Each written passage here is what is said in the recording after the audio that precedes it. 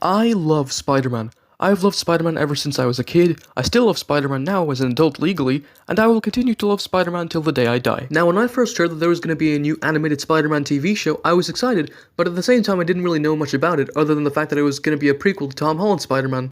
Until it wasn't. And a lot of people were mad about this, but not me. I didn't really like the idea of this initially being a prequel to Tom Holland's Spider-Man movies, because I feel like his movies missed out on a lot of key elements as to what, in my opinion, makes a good Spider-Man story. The main one being Uncle Ben. So I thought that it was a great creative choice for the show to stand on its own 2 feet, instead of being bogged down by the MCU's version. Then we finally got the trailer, which I had mixed opinions on, whereas everyone else seemed to not like it at all. But I decided to wait until the whole show came out to form my own opinion, and trust me when I say that this show is really good. This is a top-tier Spider-Man show. It is on level with shows like Spectacular Spider-Man. And if you're skeptical about seeing it based on the trailers, please do give it a watch. This is like a Transformers 1 situation where the trailer isn't great, but the actual product itself is really good. Now, I'm gonna be honest, visually the show doesn't look amazing. I do really like the classic Ditko-inspired character designs. It sets this show apart from previous adaptations, but I do think that they should have added lighting so that the characters didn't look so flat. You could argue that they did this because they wanted to make it look more comic accurate, but to me that just sounds like a lousy excuse for them to cut corners. The animation, though, for the most part, is pretty good. When the characters are walking or talking or interacting with one another, it's not great. Like, it reminds me of a Joel Haber skit. And also, some of the web swinging looks a little stiff, but for the most part, the web swinging looks pretty solid.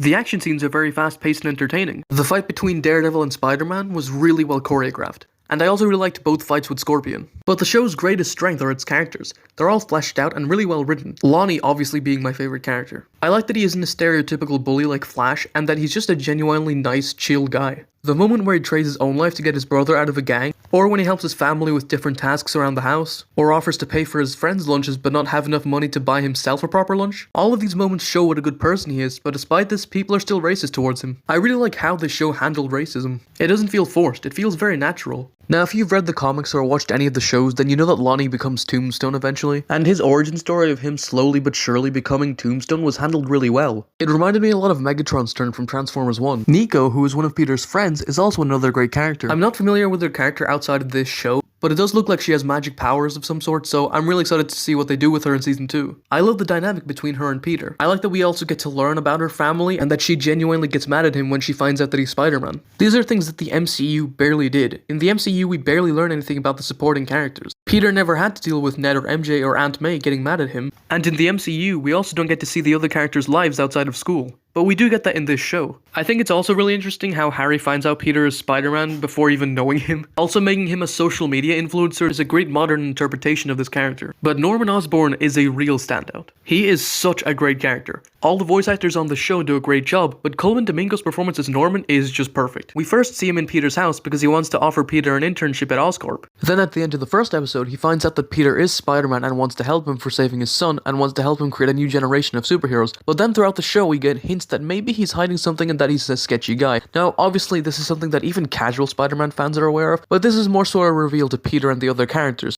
not to the audience. I also really like this show's interpretation of Spider-Man. I like that they show that he's an inexperienced fighter, highlighted in the fight with Daredevil, and that he feels like a friendly neighborhood Spider-Man, saving all the pets from a burning pet shop, stopping some bullies in an alleyway, and letting a robber go for stealing money, something she was forced to do because of her financial situation.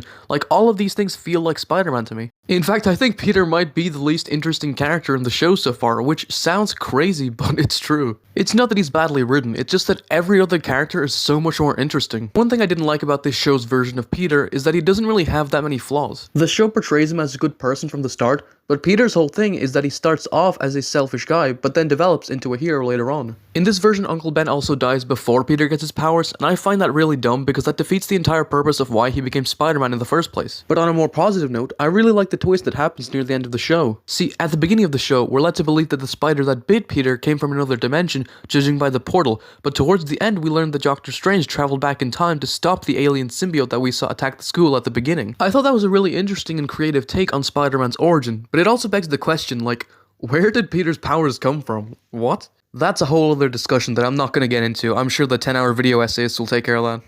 I did find the animation growing on me as the show went on, and the same goes for the intro. The intro obviously is no Spectacular Spider-Man intro, but it is okay for what it is. I also really like what they're doing with the title card sequences, with each one being an iconic comic book cover. In this show, we get to see lesser-known Spider-Man villains, and we also get classic Spider-Man villains like Doc Ock, the Chameleon, Scorpion, and obviously Norman Osborn. There's also a good few references in here to other Spider-Man media, which is something that they didn't have to do, but they did, and that just shows you that the people behind this project really like Spider-Man. In this show, they reference the power of the sun from Spider-Man 2. Towards the show when Spider-Man is brutally beating Scorpion, that was obviously a very clear parallel to Tom Holland beating the Green Goblin in No Way Home. Like, it's amazing the amount of attention to detail and passion that was put into this show. So, overall, this show is really good. Now I see why Marvel was so confident in this show and renewed it already for more seasons, because it is genuinely, like, one of the best Spider-Man shows that we've gotten. I think it might be the best Spider-Man show that we've gotten since Spectacular, so, yeah. That's all I have to say on your friendly neighborhood Spider-Man. Let me know your thoughts down in the comments below. Did you like it? Did you not like it? All that stuff. And, that's all. See ya.